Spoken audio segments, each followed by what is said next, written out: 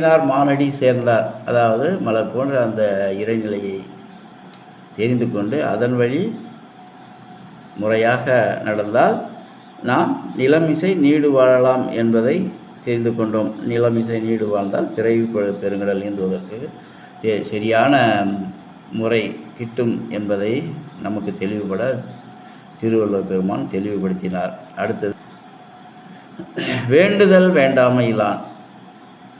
அது வேணும் இது வேணும் எனக்கு வேண்டுதல் பண்ணுங்க அப்படின்னு சொல்லவும் மாட்டார். வேண்டுதல் உன்னால் செய்யவும் முடியாது.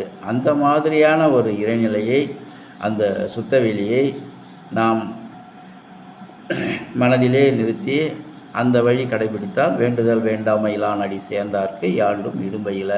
என்றைக்கும் எந்த பிரச்சனையும் வராது, எந்த கெடுதலும் வராது, யாரும் நம்ம கெடுக்க முடியாதுன்றதை தெளிவுபட தெரிஞ்சுக்கணும்.